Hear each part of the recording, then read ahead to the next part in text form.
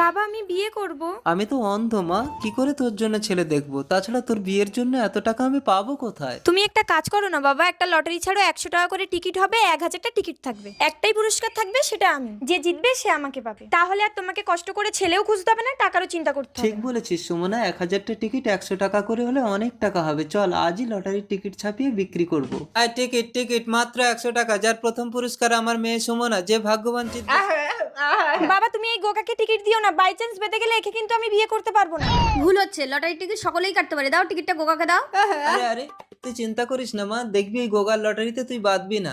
দাঁড়ান, এত সুন্দর একটা মেয়েকে লটারিতে লাগিয়েছে। এই নিন, আমি টাকা দিচ্ছি, সমস্ত লটারির টিকিট আমাকে দিয়ে দিন। এতগুলো টিকিট যখন আমি নিয়ে নিলাম, তাহলে খেলার আর কোনো দরকার নেই। আপনার মেয়েকে আমি নিয়ে চলে যাচ্ছি। চলুন। দাঁড়ান স্যার, খেলা হবে। এর আগে উনি অনেক টিকিট বিক্রি করেছে। প্রধান ম্যাডাম, আমি দেখেছি আপনার স্বামীও কিন্তু এই টিকিট কিনেছে। আপনার স্বামীর টিকিটে যদি এই মেয়েটা বেঁধে যায়, কি হবে ভেবে দেখেছেন? আমি একজন পঞ্চায়েত প্রধান হয়ে কখনোই বেআইনি কাজ হতে দেবো না।